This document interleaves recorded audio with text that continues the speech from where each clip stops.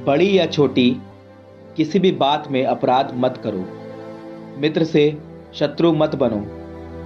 बदनामी से लज्जा और कलंक मिलता है। यही दो मुँहे पापी का भाग्य है। सांड की तरह घमंडी मत बनो, कहीं ऐसा ना हो कि वह तुम्हारा विनाश कर दे। तुम्हारे पत्ते खाए, तुम्हारे फल तोड़े और तुमको सूखे पेड़ की तरह छोड़ दे। वासना सबका विनाश करती और उन्हें उनके शत्रुओं के उपहास का पात्र बनाती है। प्रिय शब्दों से मित्रों की संख्या बढ़ती है और मधुर वाणी से मैत्रीपूर्ण व्यवहार। तुम्हारे परिचित अनेक हों, किंतु तुम्हारा परामर्शदाता सहस्त्रों में से एक। परीक्षा लेने के बाद किसी को मित्र बना लो, उस पर तुरंत विश्वास मत करो। कोई मित्र अवसरवादी होता है, वह विपत्ति के दिन तुम्हारा साथ नहीं देगा। कोई मित्र शत्रु बन जाता है और अलगाव का दोष तुम्हें ही देता है। कोई मित्र तुम्हारे यहाँ खाता पीता है, किंतु विपत्ति के दिन दिखाई नहीं देता। समृद्धि के दिनों में वह तुम्हारा अतरंग मित्र बनकर तुम्हारे नौकरों पर रोब जमाता है,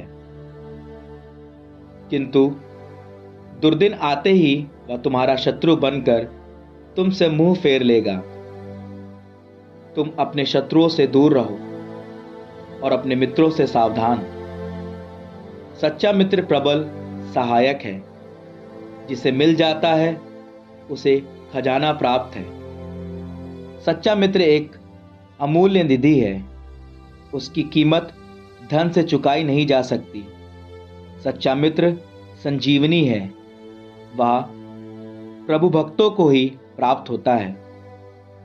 प्रभु भक्त मित्रता का निर्वाह करता है, वह जैसा है उसका मित्र वैसा ही होगा। पुत्र, बचपन से शिक्षा ग्रहण करो, तब तुम्हें बुढ़ापे में प्रज्ञा प्राप्त होगी।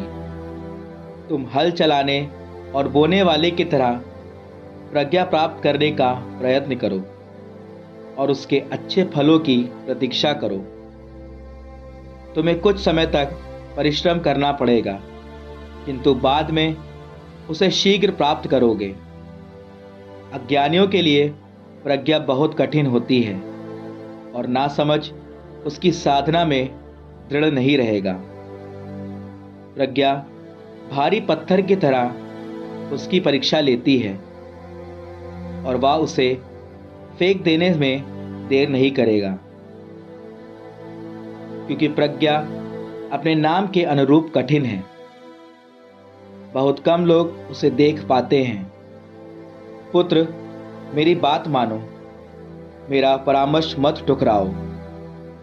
प्रज्ञा की बेड़ियां अपने पैरों में पहनो और उसका जुआ अपनी गर्दन पर रखो।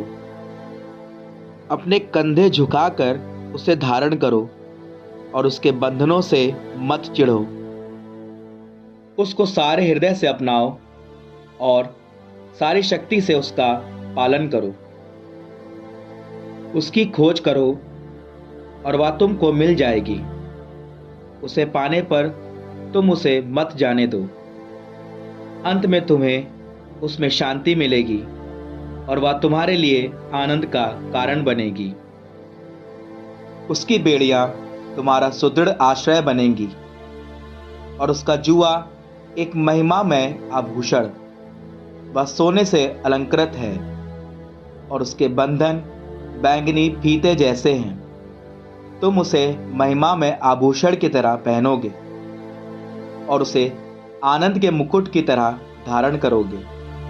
पुत्र, यदि तुम सुनना चाहो तो शिक्षा प्राप्त करोगे। यदि उसमें मन लगाओगे तो समझदार बनोगे। यदि तुम रुचि से सुनोगे तो ज्ञान प्राप्त करोगे। यदि कान दोगे तो बुद्धिमान बनोगे। बड़े बूढ़ों की संगति करो और उनकी प्रज्ञा की बातों पर ध्यान दो। धर्म संबंधी चर्चा रुचि से सुनो और ज्ञान संबंधी सूक्तियां मत भुलाओ। यदि तुमको समझदार व्यक्ति का पता चले तो सवेरे ही उससे मिलने जाओ। उसके द्वार की दहली तुम्हारे पैरों से घिस जाए। प्रभु की आज्ञाओं का चिंतन करो, उसके आदेशों का पालन करो। वह तुम्हारा मन दृढ़ करेगा और तुमको वह प्रज्ञा देगा जिसकी तुम कामना करते हो।